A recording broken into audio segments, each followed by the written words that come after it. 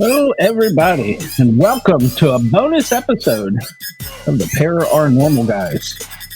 We are joined today by what I'm dubbing as the Paranormal Attorney, Jeff Lippman, and of course, my lovely and beautiful sidekick, Deana. Let's bring her in here.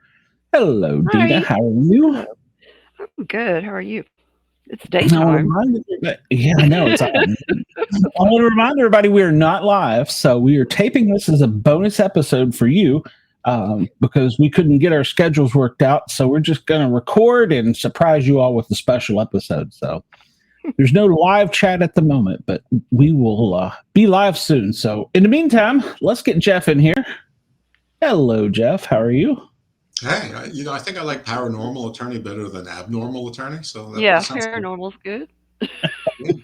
Actually, it may not be a bad thing that this is recorded because if people send questions and comments and inquiries later on, it may actually provide content for a future show. Who knows? Oh yeah, would be awesome. Yeah. I've already thought of a couple of little legal scenarios for paranormal attorneys. So I figure we'll see how this one goes. And if you're interested, we may do, a couple here and there. Okay, sounds cool. We got some things for you. All right. Good. Deana and I have tried to wrap our heads around the possibility of somebody actually finding, hunting, and killing a Bigfoot.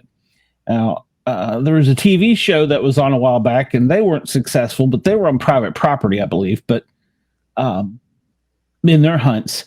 And no one that we know of has been successful. There's been no, quote, end of quote, body.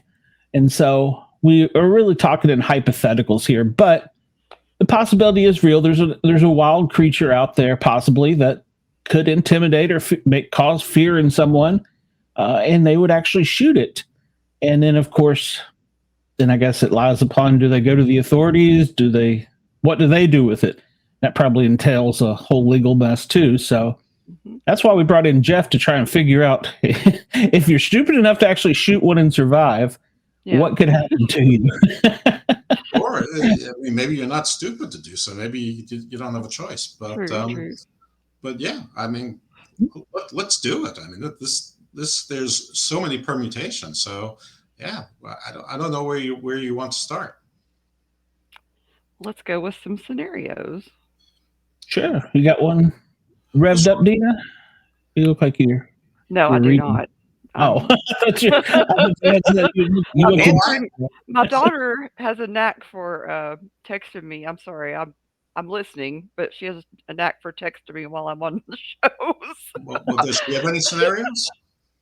We might bring her into the show. Ask her. She will come up with something. Let me ask her. Yeah, is it a Bigfoot, Sasquatch, urine, Yowie, Yeti related scenario? Oh.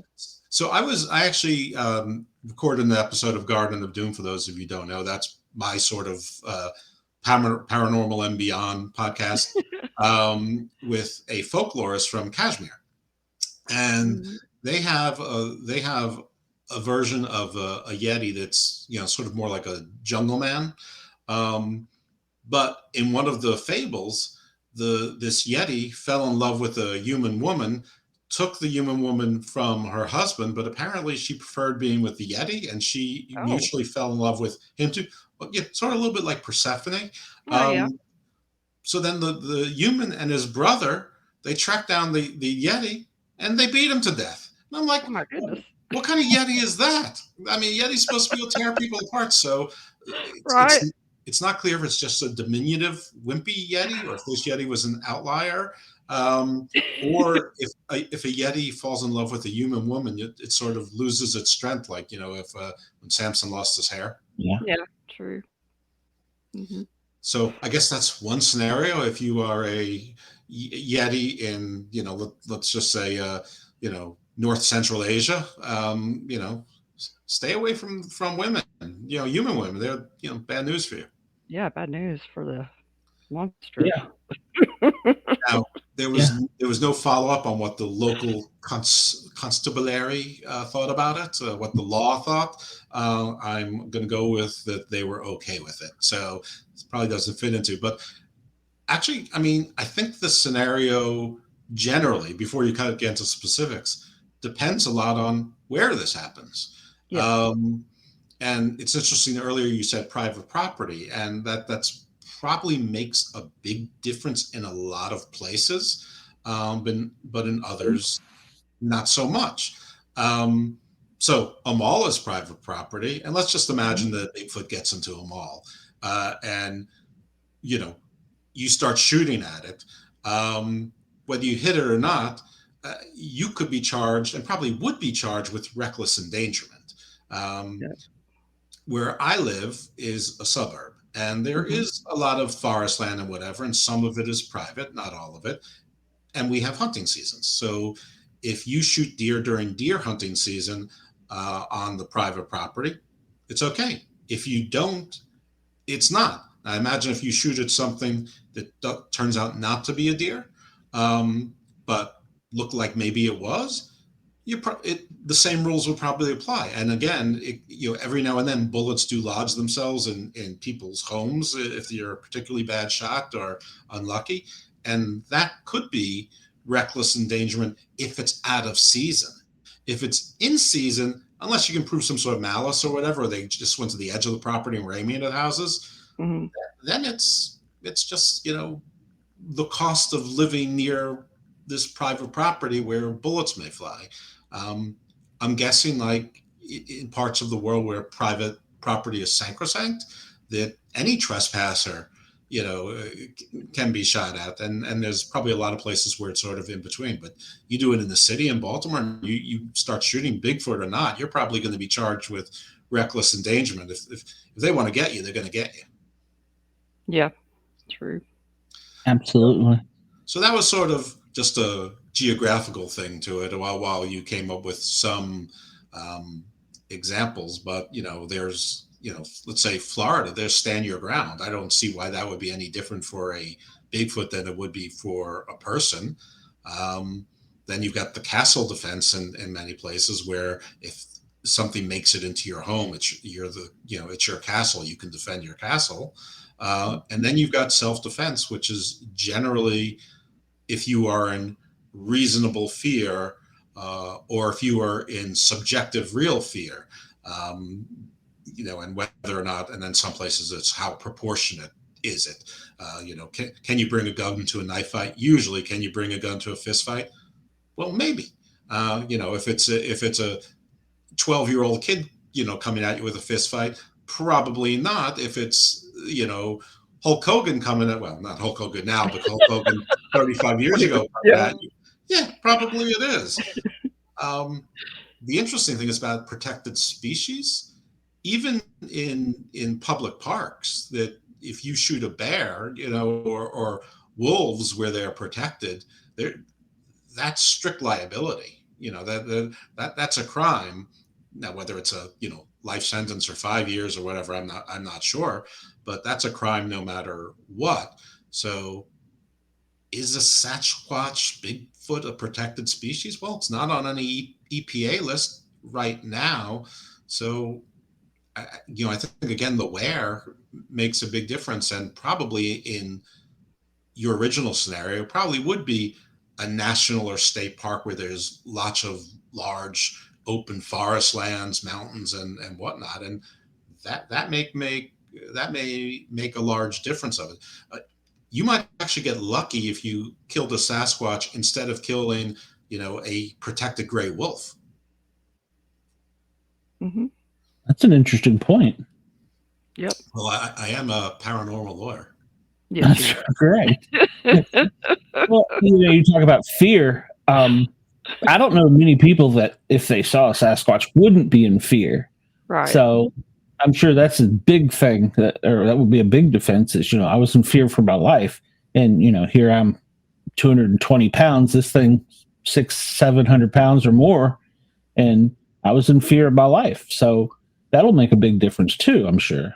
Mhm. Yeah, I'd put that one before a jury. I mean, if it made it that far, without hesitation. I mean, yeah, I think that anybody would find the fear again until it made it onto some protected species on protected ground where it's Right. strict liability. That's a solid defense. I did read what you sent to me, and I know that there's a law in Washington State that you can't kill a Yes. Bigfoot or a Sasquatch. and we're definitely going to get to that. And then I also saw the link where they got something like, and it was related to the same article about the Washington state law, but they found like 15 law professors, but from British Columbia, which is Canada. So not exactly, the opinions of law professors would not be binding on any court anyway. It might be influential or, influential on policymakers. But it was interesting that the law professors they found were in British Columbia, but there were 15 of them. And they were arguing that if the Sasquatch is determined to be human, then you're in trouble. Yeah.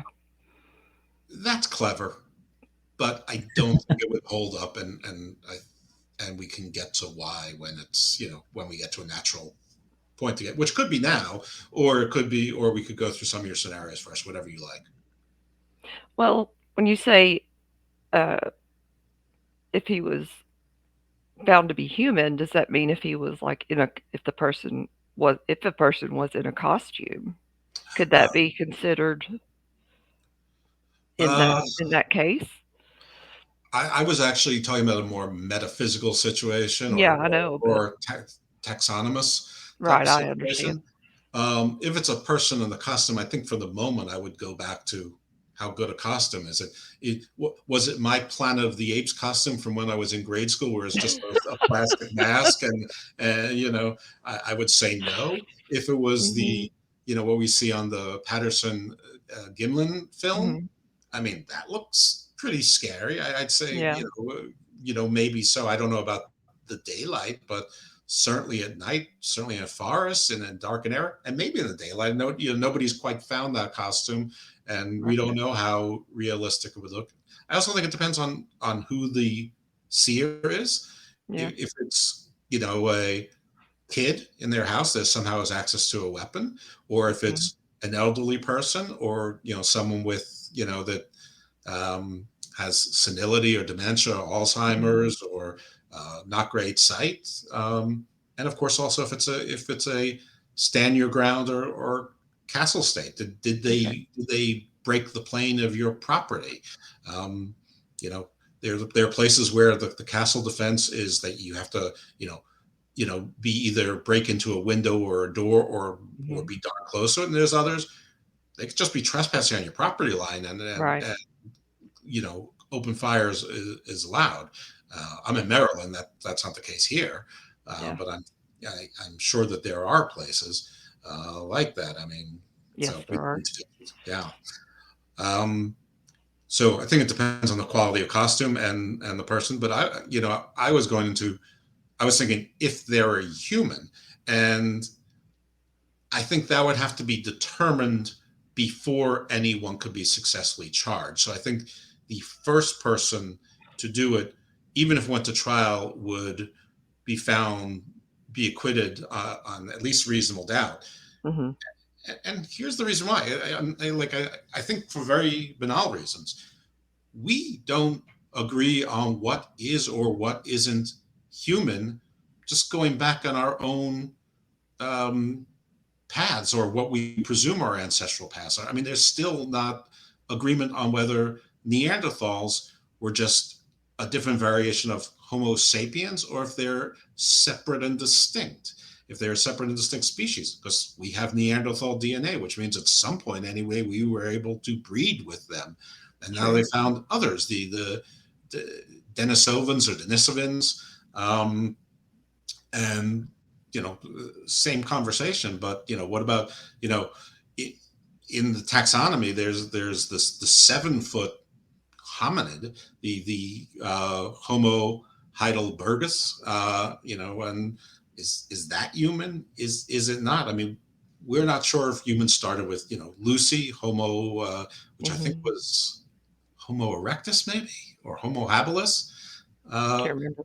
So, it would have to be determined as human first. And I would also say that the dead Bigfoot, even if they found out on a genetic level that it was, that probably wouldn't count, because it would probably have to pass some sort of Turing test, some sort of, sentience test. I don't know what the correct word for it is, but, what they're trying to do with dolphins and octopuses and figure out how smart are they? Should they be considered sentient beings if they deserve more protections? Right. And if it's, sort of a ape, that hasn't been considered the case. If it's, more bearish, or if it's something else. So I really think the first person, no matter what, would get away with it, despite what their fear is, because I would think it would fall into a category where if you have to try to prove something is human in a court of law, it's going to be a battle of experts. And for as many experts as, let's just assume that everyone has unlimited budget here, and the state or the feds or whoever, they're going to bring on professor after professor to say, this is a human. And you could bring on as many anthropologists, and zoologists who come out and say, it's not a human. And once you have a battle of experts, unless all of them are on one side are from, the greatest schools ever, and all of them on the other side are from cruddy schools, even though I'd say there's a chance. I think that you've lost if it's that kind of battle of experts with a jury of 12. You just need to, have doubt in one that it's a human. And even then, if you get past that, then you still have your self-defense and your reasonable fear, and then all of that other kind of thing. So I think the definition of human would be very difficult to do without there being live samples to determine whether or not they're intelligent enough to be considered human, as opposed to an animal. I'm sorry to animal rights activists and PETA out there, but animals don't get the same status in law as humans, for better or worse. It just is what it is. So I think that would be a big one. There's also, even if you could prove it was human, now I want to get more into the paranormal part of it. Yeah. Okay. You could also find, and you have spoken to them. I know you've spoken to them because I've heard some of the shows where you've spoken to these people, as have I, where people say that Bigfoots, no matter what they're made of, they're aliens, or they're interdimensional beings, or they're supernatural. And it's not that they're human, it's that we're part them, that we were part of a hybrid program or whatever. And you could have enough of those, and we all, we wouldn't be doing these types of podcasts if there wasn't an audience for them. And again, you only need one on a jury of 12 to believe that, especially if they're, in the, well, I'll just call the 2030ers who, are sure that by 2030, we're going to be, in Revelations. So, there's a whole doctrine of Christian paranormal, which Bigfoot absolutely squarely fits into something supernatural. And it's not that Bigfoot is human, it's that we have some DNA from these other creatures that are somewhere above human but below God, or below human but but work for Satan. That have infused us with their DNA over millennia. So there's that, as well as another defense. So if you're a paranormal, you can't, a paranormal attorney, you can't ignore the paranormal aspects as part of your potential defense strategy. Absolutely. And that makes some valid points. And something you touched on was the DNA. We don't really have any definitive DNA that anyone can agree on. So this would actually be the first. So, like you said, they probably would get a pass just on that alone. So if it was on private property or national park system, that's going to play a part. And then, of course, your fear. And then, like you said, if it's a person that, if it's a kid with a teenager with a 30-30 out there plinking and it happens, that's different than a 60-year-old man out walking his fields or something, I think. So, yeah, I think all of those are variables, and any of it's going to set precedents. I mean, let's just be honest. And, you brought up the religious part of it. I had never even actually thought about that because there, as you know, there's two camps. There's those that it's flesh and blood, and there's those that it's a demon and it's paranormal, supernatural. Mhm. And so that's something that I hadn't even thought about. Yeah. That's why I'm here.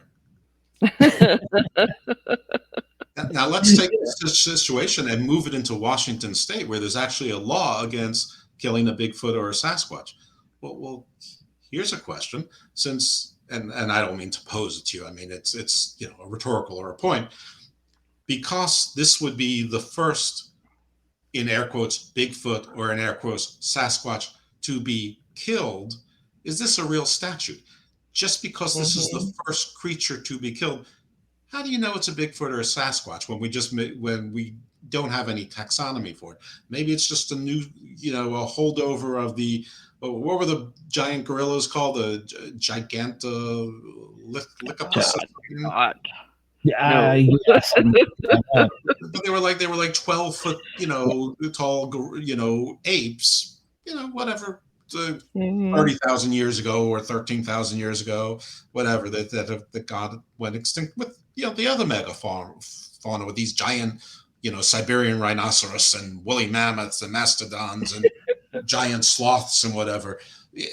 Just because the law says it's a Bigfoot or a Sasquatch and you find something that fits into that definition, but it's never been determined to be, this is what a Bigfoot or a Sasquatch is. I mean, homicide is death of a human being.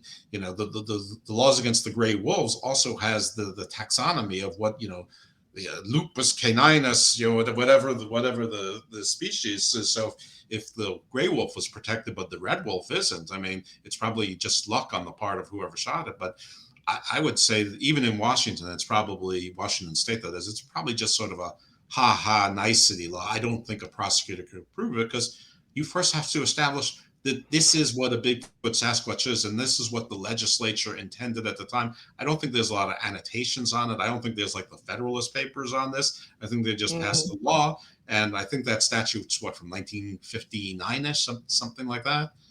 Yeah, it's pretty old, in the 50s, yeah. So my guess is that anybody who was in the legislature arguing that and doing that some 60-something years ago, they're probably dead by now. Or just assume don't want to talk about it. So I think that would be considered one of those statutes that's it's unduly vague and broad, and you first have to determine what kind of creature or animal this is. You can't just say, well, this is what I would imagine a Bigfoot or a Sasquatch to be, so the law applies here. Mm-hmm. That's true. How would you like to be the legislator that was the only thing you got passed in your entire tenure? You're like a crazy person. That's what you were saying. Of course, Georgia had the famous one where she said, I forget what it was, but she stood up in the middle of Congress and talked about UFOs and aliens. I'm like, whoa. Oh, Lord. Well, that's in vogue now. So she was Yeah, a leader. it is. She was a She was trailblazer. ahead of herself. Yeah. Yeah, she was. She was a little crazy too. Had to be from Georgia. Well, So no, go ahead, Dean. I'm sorry. oh, I just said, well, don't you have? Is Hank? What's his name? The one that's on Johnson. the islands? Yeah, isn't he from Georgia? Yeah. Yeah, He was on the my islands county tip commissioner when I worked at the fire department. Yeah, He's he on was the a winner islands. then too. On the islands tipped over. Yeah. That was Yeah, they brought us in while we were in the academy and wanted us to do push-ups in front of them, and we quickly informed them that we were not there to do that. So yeah, yeah, no. Not a fan of Hank. He's a genius. I think George just bred him. Good Lord. So Okay, I'll shut up now. Kentucky, for God's sakes. West Virginia had to be Georgia. So, but speaking of states, it does also, like you said, make a difference if you shot one there, and there is legislation. Yeah. If let's just say we'll hop down the 5 there and go to California, where everybody knows about them and everybody talks about them. It's like it's not a secret. Well, you're probably looking at then your jury is going to be, I don't want to say tainted, but it would be slanted, because they'd be like, well, we know what they are. We knew what they are. They weren't going to hurt us. And here this guy popped one off. So That's going to make a difference too. Supposedly a lot in Tennessee here too. I mean, what's even the jurisdiction? I mean, again, you'd have to, if it's not an endangered species, it's probably not federal. It would probably have to be state or county. And what's the statute? There's, it probably wouldn't fit under human. Again, we've talked about that, so there's no need to talk about it before. So, there'd have to be something about killing animals, period. And even if that's and then the interesting thing is the arguing that it's human becomes a defense. If you're charged with killing a wild animal when you're not supposed to say, okay, well, I'm going to kill the human. And then they say, okay, we're going to charge you with homicide. Well, you created reasonable doubt. You charged him with killing a wild animal. So, it's like when somebody gets charged with a crime and it goes to trial, and then they charge somebody else and try to get a conviction. It's like, well, I mean, my reasonable doubt is your office, Mr. and Mrs. District or State Attorney, because you charged someone else and took them to trial saying that they were guilty beyond a reasonable doubt. Now you're trying to say that I'm guilty beyond a reasonable doubt. So that would be a fun little one. I mean, not for the defendant, but that would be an interesting case to go with. But again, I think they would have to be determined to be human. And again, with the death of the creature not be able to determine its sentience. I mean, the only thing that would help if it was like 100% human and it was found to be some sort of deformity or birth defect that sort of made it like, Enkidu syndrome, from Gilgamesh, the ape man, the wild jungle man. But even then, if I saw a jungle man that could be confused with a Sasquatch, I would say my reasonable fear would be, even if it's 40 feet away, how do I know what its leaping ability is or its speed is? Or how many shots does it take to put it down of whatever I'm, even if I'm carrying buckshot, I mean, how do I know what this giant muscle-bound bear gorilla thing, how many buckshots it takes to hit it and how far away and, we've all seen the Hulk. Bullets just bounce off Hulk, right? Yeah. Yeah, because these things have been reported like, 7 to 10 feet tall or more? Yeah, we really don't know. Let's change the methodology of it. Let's say you're driving through a rural area at night and you strike a Bigfoot with your vehicle. You pull over, you stop, and you go, oh, crap, what have I done? And then you leave the scene. Pending, I don't know if your car would survive that, or you have your buddy with the tow truck come get you, and you just roll it off on the side of the road. Is the methodology of the killing going to make a huge difference as far as if it was like a motor vehicle that they struck it accidentally? I think in those circumstances, absolutely. I mean, from a criminal basis, let's just take all the other stuff we talked about put aside. It's determined to be human or absolutely protected species. Let's just get all of those ifs out of the way and say wherever this road is determined to be human, it would be a homicide. That's still an accident. So something jumps in front of the road, you hit it. That's not homicide. You leave the site of an accident. I mean, it's already dead. So what's the crime? I mean, the crime is to your own car. Maybe the crime is to your insurance company that you commit insurance fraud. But if you say I hit an animal, and I kept going because I could drive. I mean, I'm sure where you live, it's the same situation. I live in Maryland. There's deer all over the place on the side of the road, dead, and occasional raccoons, opossum, I've driven through Texas and New Mexico and Oklahoma. I don't think you can go 500 feet without seeing a dead armadillo on the side of the road.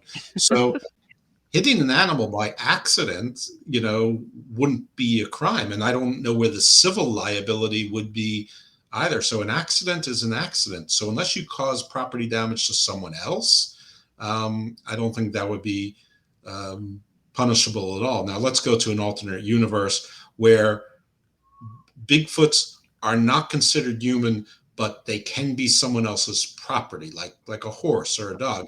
I think even in that circumstance, it's an accident. you have no duty. But let's say it was daylight and you had plenty of chance and you maliciously hit it. Well, then, you're probably just charged with property damage. But so there's a difference if I hit your dog or if I hit your show dog that's a ward breeding animal or a show animal. There's a difference between hitting a deer or just a horse or a racehorse. So if I don't know, Mr. Moneybags, Mr. Monopoly Money owns a Bigfoot. And because he owns the only Bigfoot, and we'll call him he because men are evil, of course. And damn patriarchy. Right, down with the patriarchy. And the Bigfoot is his property for he's going to start a Bigfoot ranch to start doing it. And we don't know the different quality of Bigfoots. We don't know that there's some that are more beautiful or better breeding stock than others. This is the only one. So you hit something that's possibly priceless. So with that, he wasn't going to breed. He was going to clone. They were going to do that. He's not. Oh, he froze up. And The government got him. there you go. Come on. They knew he was talking about it. You froze up there for a minute, Jeff. Oh, okay. So Mr. Moneybags is going to clone it. So and he's got his cloning biological labs, in international waters or in Macau or someplace that it doesn't have the same ethical and legal constraints to just Oh shit. Oh, he's right. I got him. There he is. Yeah. The government just doesn't like this. Somebody doesn't want us talking about this. I'm sorry, Mr. Moneybags. So you might have killed something. So your insurance policy limits probably comes into play then, as and if hopefully you have umbrella coverage under your insurance policy, and then Mr. Moneybags really wants to go there, then I guess you're looking at a personal bankruptcy, right? But it's still civil. Yeah. Yeah. Yeah. And then I was thinking, what if he was going to start like a Ringling Brothers and Barnums and Bailey and take him on a tour? Then that's another thing. But once again, it'd be a priceless. Yeah. Now, Mr. Moneybags would probably, maybe would have had the forethought to have his bought and paid for legislature pass both federal and state crimes for it, and maybe then it would be criminal. So we could change that scenario, of course. Yeah. Yeah, that's true. I hadn't thought of that. So, if you're rich enough to own a Bigfoot, you're going to protect it.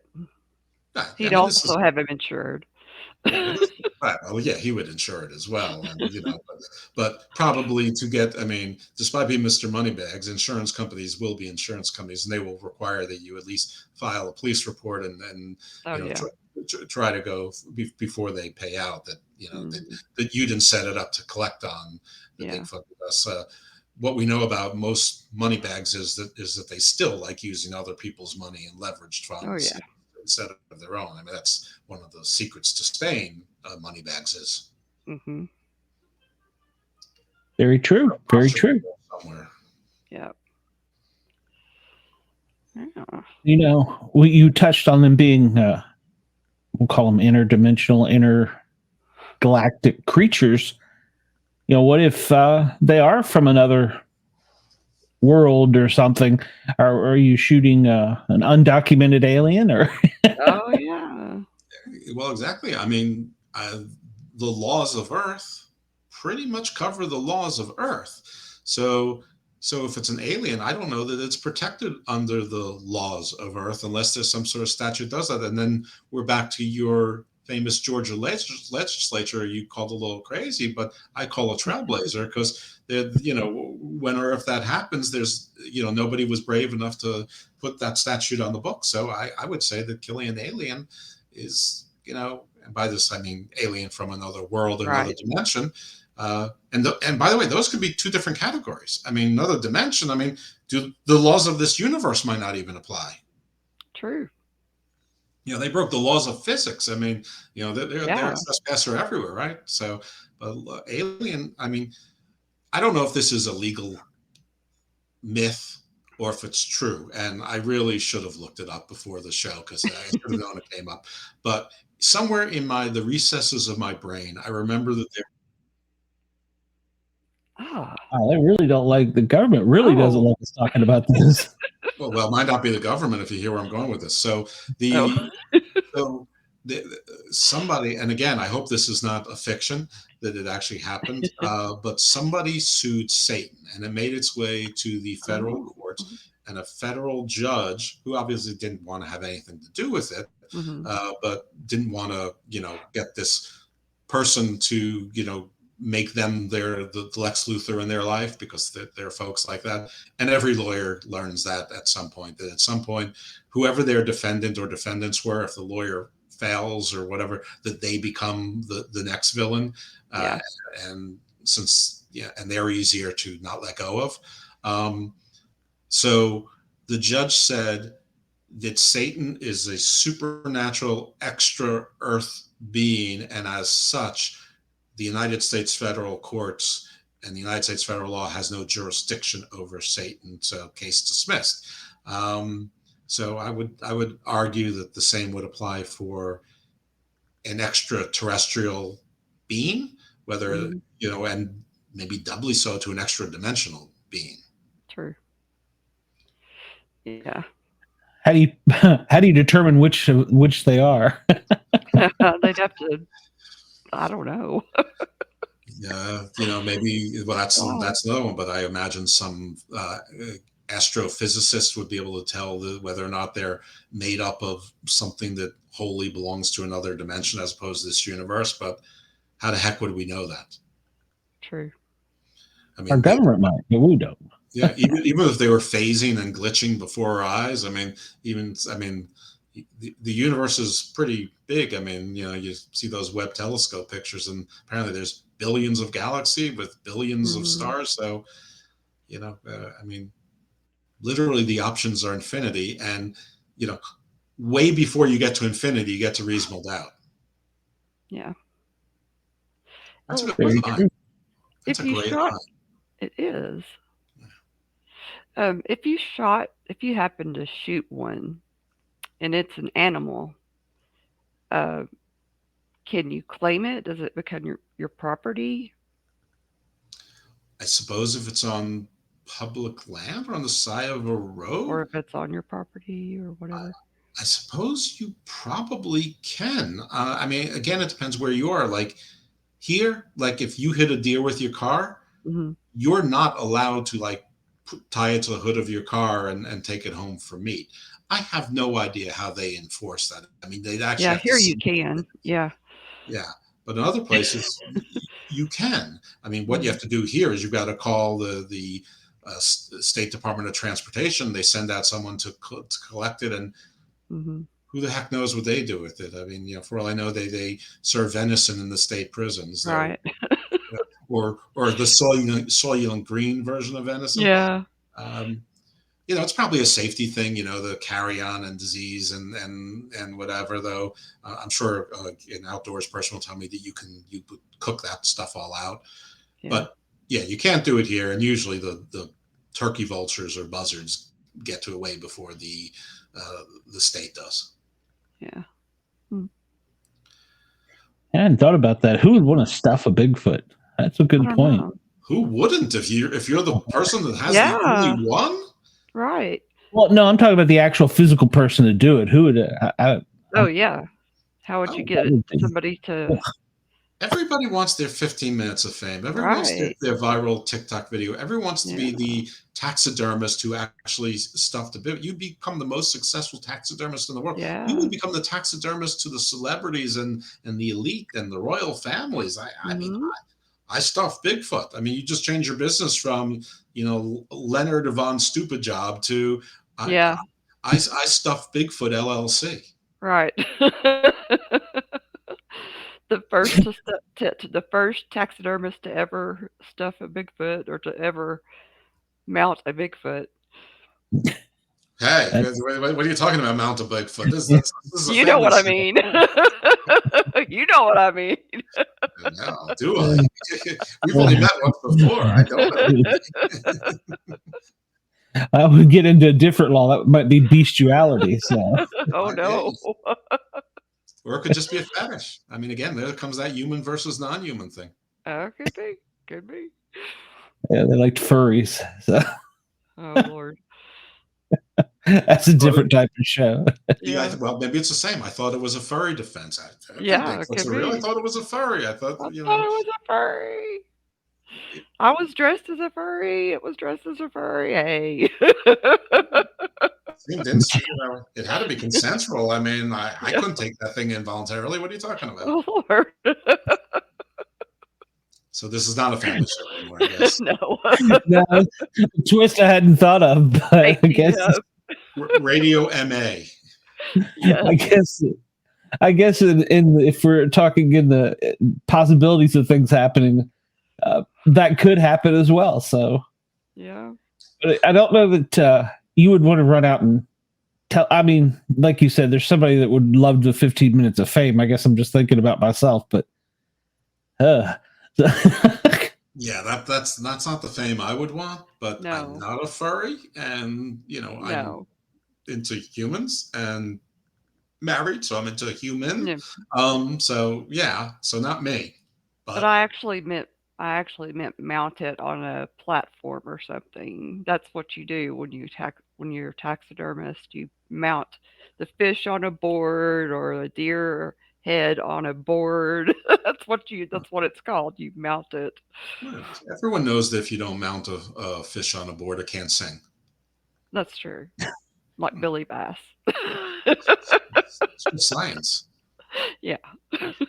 I always joke, and this will probably offend somebody when we're out in the woods camping and on our expeditions, that I'll be the unlucky soul that finds the only gay Bigfoot. Yeah, so. Not.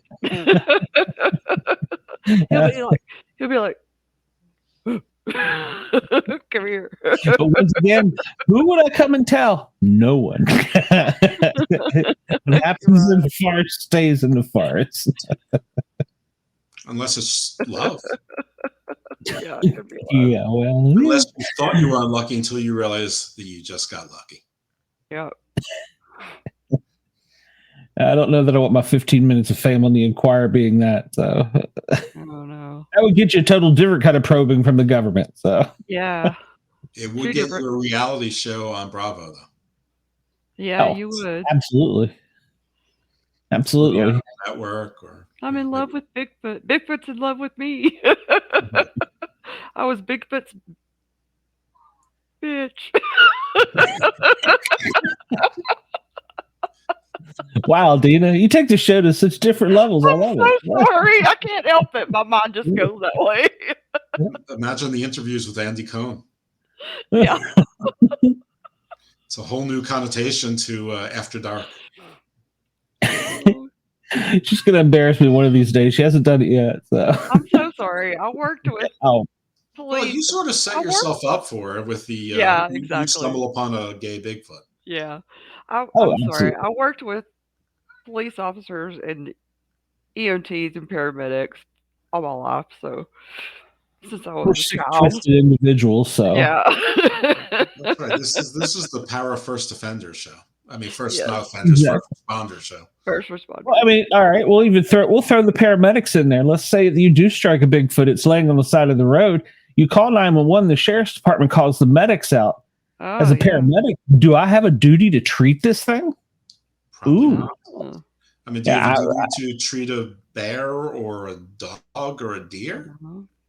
The only legislation I know about that we do have a duty to is police canines, service animals. Mm-hmm. So there is that. And I know that's in Georgia. I don't know.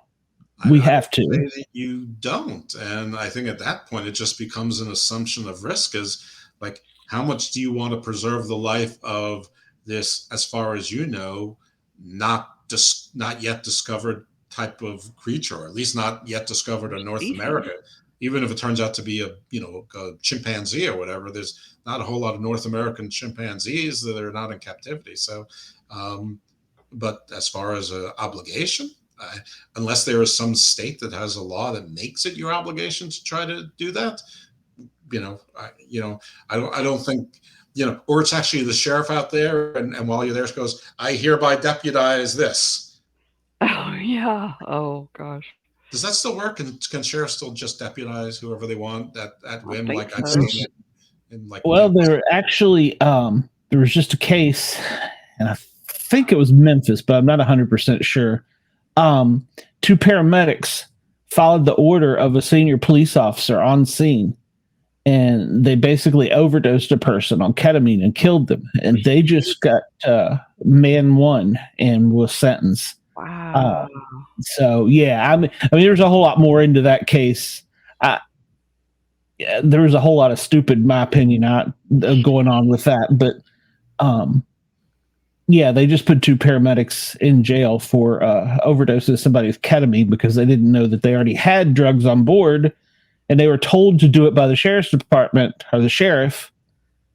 Yeah, it was a whole That's mess. a mess. That is a But the mess. law enforcement got sovereign immunity. The fire Oh department did not. man, that is not. Oh, That's wow. interesting. Yeah, Yeah. I've heard about that case, but I didn't realize there were so many complexities and nuances to it.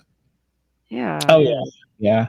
I'm sure it'll be appealed and it will go up. But yeah, law enforcement got sovereign immunity, but the duty to act and the medical, they should have known that he had more drugs. Blah blah blah was under a different. How could they have known if nobody told them or they didn't? I don't know the answer to that. I don't know all the details of the case. I just know that paramedics listened to a non-medical person and did something, and you're going down a wrong way when you do that to start with. So yeah, that sounds like the first mistake. But this is sort of the opposite situation where you're trying to save it, and the direct order of a police officer. I mean, yeah, because first of all, they're not the on-scene. Fire department is actually the on-scene commands. Is it that way in every state, Glenn? I'm not sure. As far as I know, I don't know the official doctrine, but whenever the fire department is involved, the fire chief is in charge until the fire department leaves or turns it over to someone else. Yeah, that's pretty it's sure. It's always been a gray area, but that's been the general the rule. So, but I don't know the actual law on it. And you don't usually have to pull that out unless you're doing something like closing down an interstate and the state police is raising hell or DOT is there. And you don't go, well, sorry, my guys are going to be safe. I don't care if you need one lane of traffic open. So, well, yeah, that's usually the end here. I think in critical incidents too, they're like when they set up how do you call it? I mean, I know once they get to the hospital, the attending physician is sort of like the captain of the ship at that point. Right. Yeah. But on like in scenes and situation, critical incidents, or even on a wreck scene or some type of incident, the fire department is there. Whoever's the fire department is in charge. It's not the police. It's not your scene EMS or whatever. They're in charge of the scene. Yeah, and even you were talking about getting to the hospital. The paramedics are operating under the county doctor's license, so they're actually the on-scene. He's the on-scene medical control. So that gets a little tricky. And you don't. In my 30 years of doing this, I've never had to pull out any of that. We're going to keep this closed because I said so. Deal. It's always been there have been. But for the most part, it's not like that. And don't they usually defer, like even if it's the fire department scene, if the ranking person with the fire department is like a sergeant and a police lieutenant comes on there, don't they usually defer to the lieutenant rank or and is there any difference as to whether it's just a plain old accident or if it's a crime scene? Yeah, I mean. Usually the fire department manages the scene until the crime scene takes over. And then sometimes you get called to do stupid things. Like we got called to wash down a crime scene, a highway. Well, we're not supposed to do that. That violates EPA. There's hundreds of things, but the police chief is telling you to do it.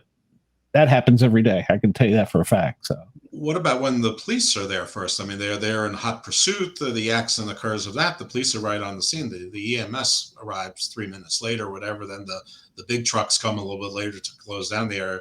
It's a crime scene, and then, but it's both. Like, does it depend on which agency gets theirs first, or once it becomes an accident, as long as not, as long as evidence is preserved, is it the fire department as the final say, accepting that little ecosystem, or is it sometimes where they call the mayor's office and just say, you decide? It just depends. Like, let's say it was a hot pursuit and they had to cut a person out of a car. Well, that's definitely the fire department's gonna, you can put your guns away, don't point them at us, that type of thing. So we got to cut him out of the car. Then you can do whatever you want to them, but until then, they're mine. So. What if it's the Bigfoot driving the car?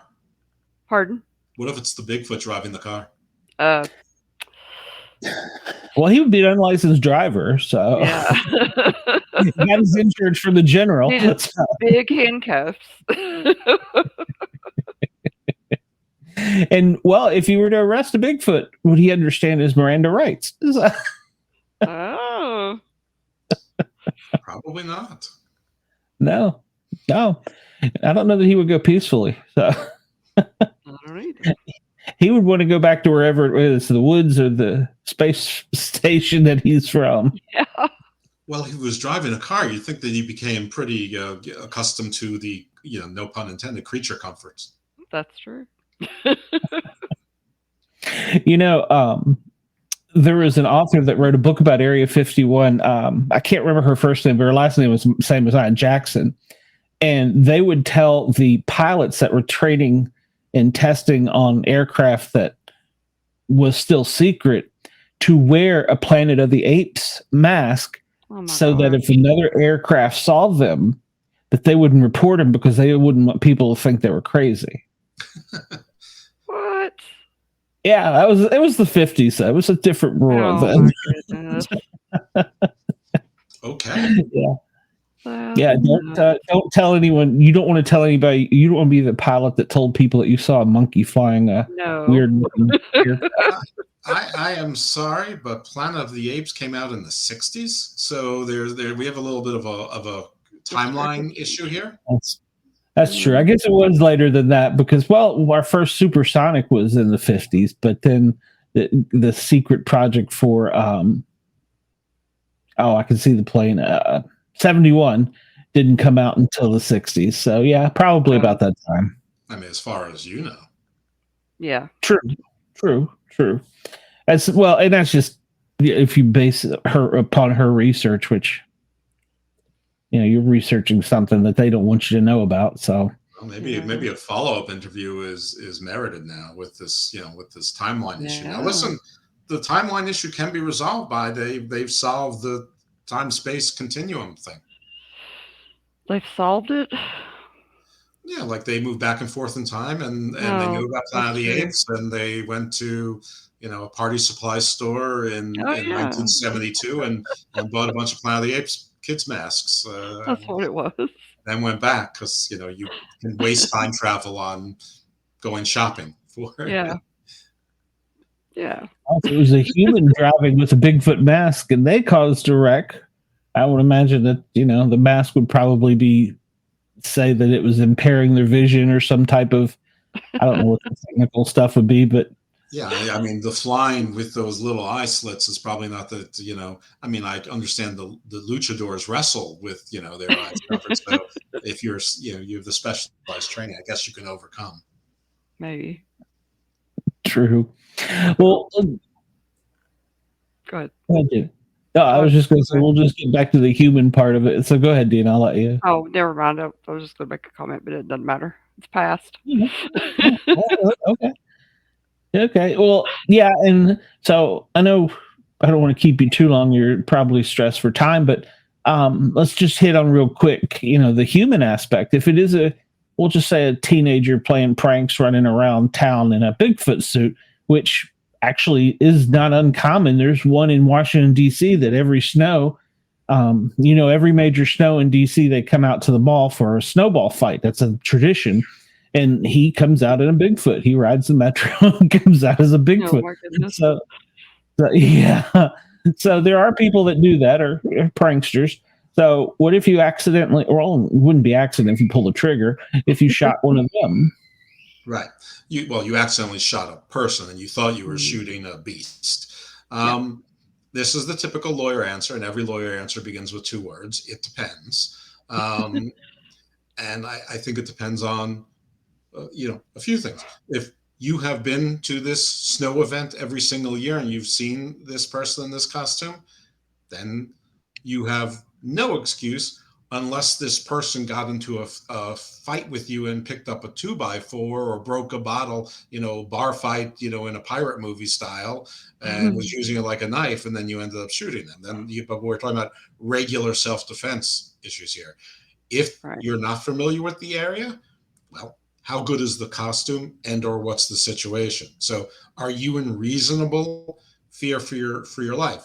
I believe in DC it probably has to be some sort of objective fear or very sincere subjective fear. So again, if we're talking about our person that is, maybe mentally ill or very young, some sort of lack of capacity, older person or younger person is maybe schizophrenic or suffering from dementia or Alzheimer's or whatever, or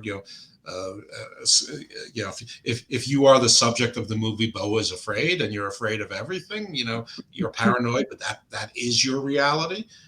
Maybe it is self-defense. But I would think proximity counts there. If they're just getting off the metro and you're not, and they climb up on the sidewalk and you just see something moving around and you start shooting across the street, I don't think that you are in any reasonable fear for your safety. Now, you may be arguing that you're trying to preserve the lives of others. I guess then it comes back to reasonable, but I think that would be tougher if everyone else is just going about their business and nobody's screaming. Then you probably have to put yourself into a somewhat diminished capacity state where, I was the only one who could see it and I was saving their lives.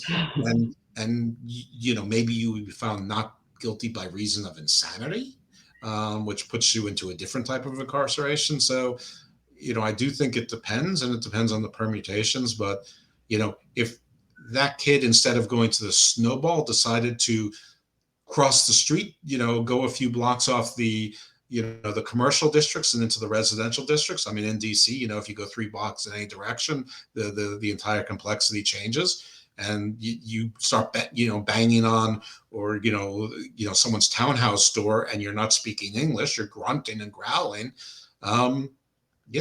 Maybe that is reasonable. In Florida, you could shoot them. You're standing your ground. I like how you put it, and I think we can sum up almost every case with what you said. It depends.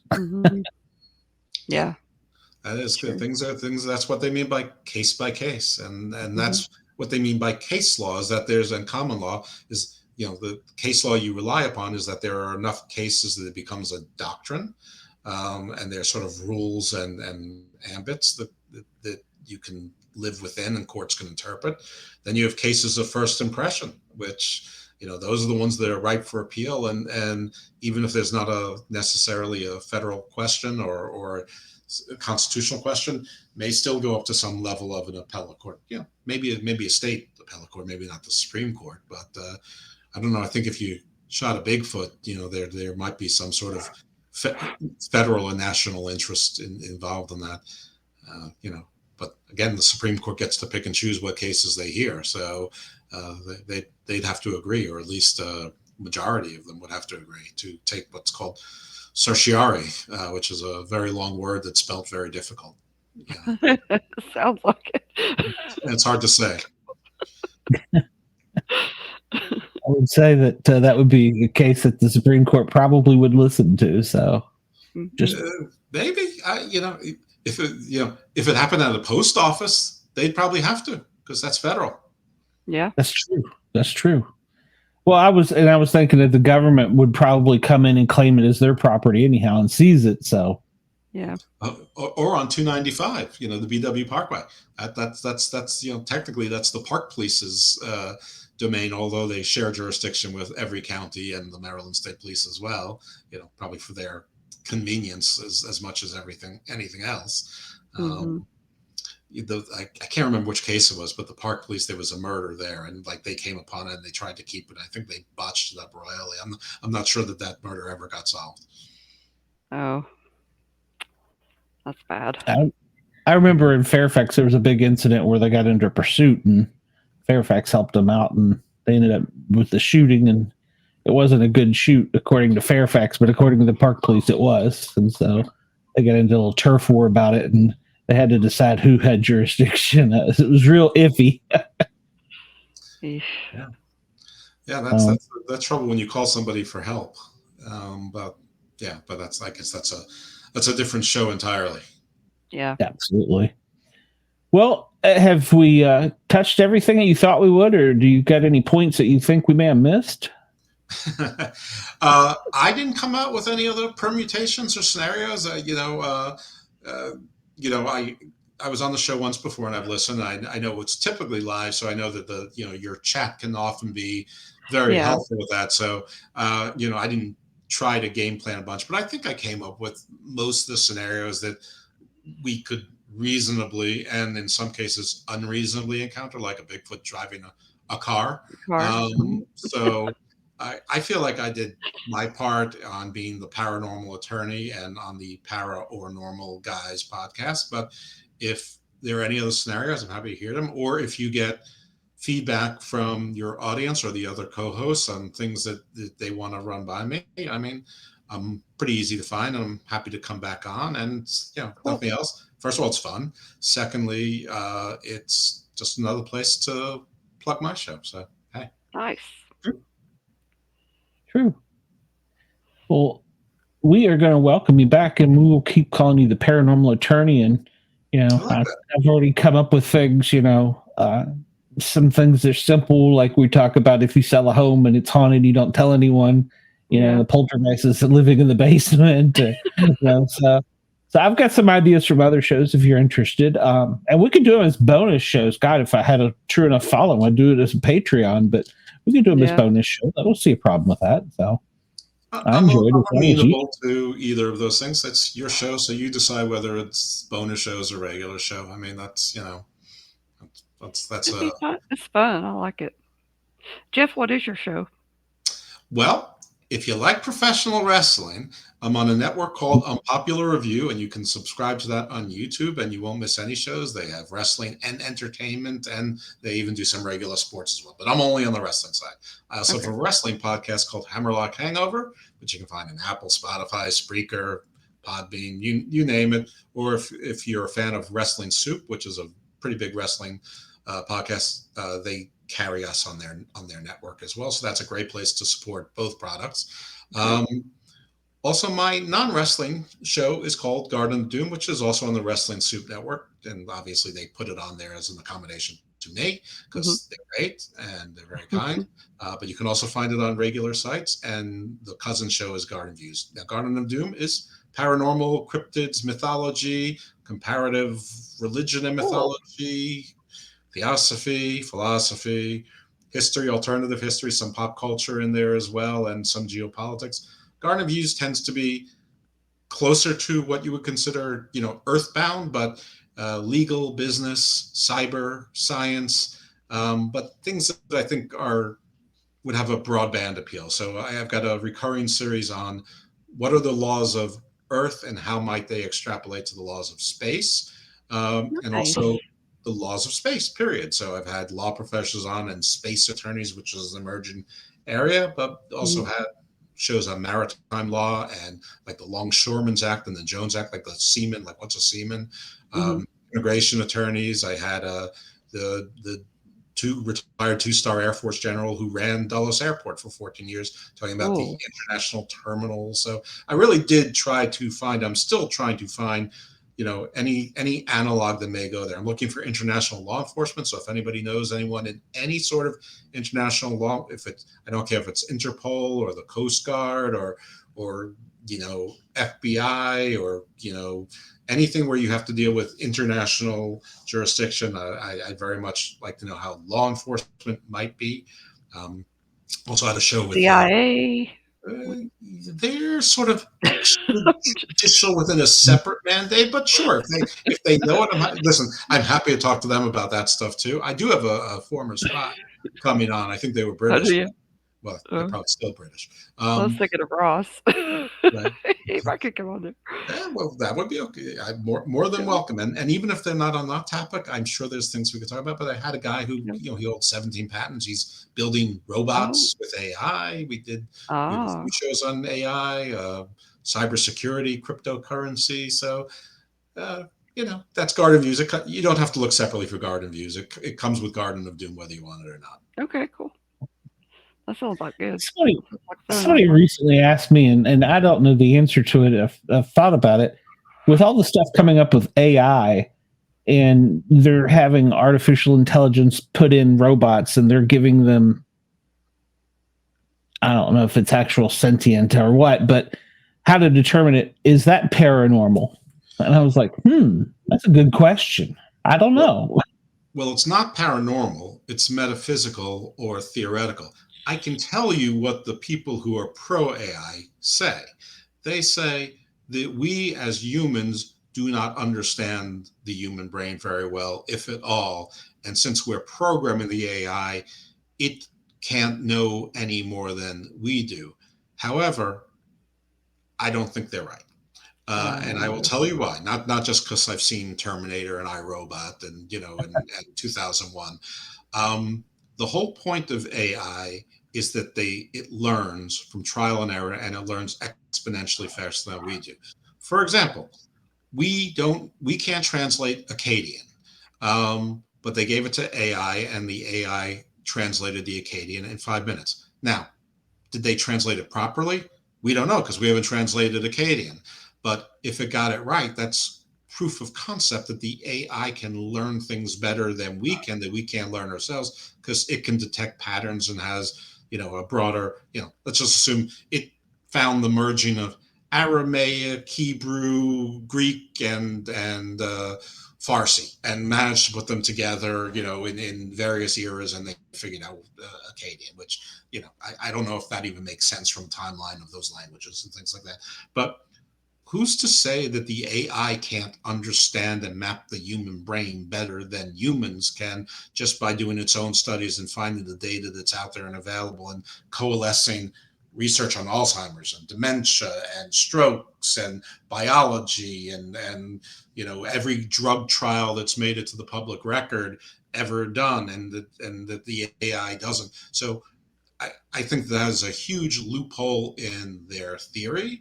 So I don't think it's paranormal. I just think it's science theory that we haven't gotten to yet. But of course, what other answer would you expect from somebody who has a show called Garden of Doom?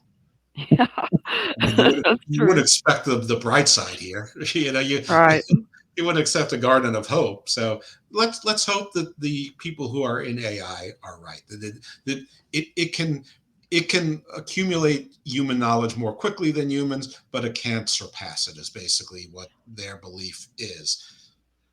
Or if you want to be a doomsayer, you can adhere to what some random paranormal attorney thinks on here. But I think history will tell you, if you go with the skeptics and the cynics, you're going to be right, 9 out of 10 times. So doom it is. I agree. I think that there's something about it, though. It might have some. Do you think it has some sentience, or do you think that? Because I still feel, I mean, as much as it can learn beyond the human brain, I don't believe that it can feel. I think it can mimic, but I don't think it will ever be able to counter like human feelings. I still think there's some way that a human mind can challenge it. Well, if first of all, you might be correct on a biological level. I don't know. I mean, but we are chemicals and electricity, basically. Mm-hmm.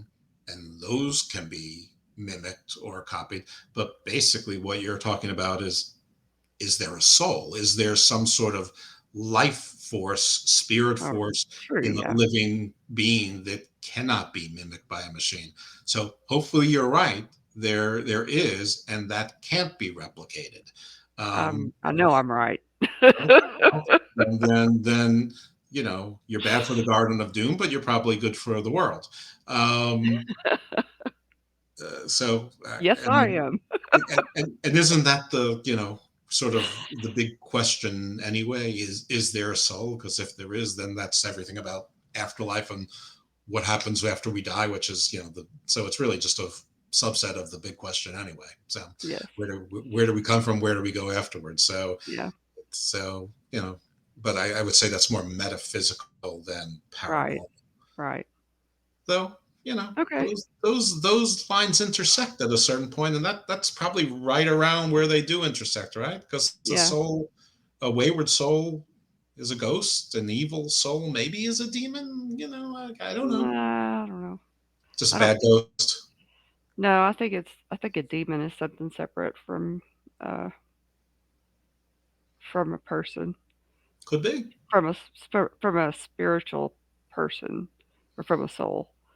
I mean, I think most religions would agree with you. And then there's that sort of that other place, there's like in Islam and in some of the Eastern, there's a jinn, which is sort of neither, which is sort of demonic, but also has choices, but there are demons there. It's sort of like a lesser, it's somewhere between human and demon or human and angel, so, I don't know. I find this stuff fascinating, which is why I have a podcast which covers it all the time. I'm going to watch it.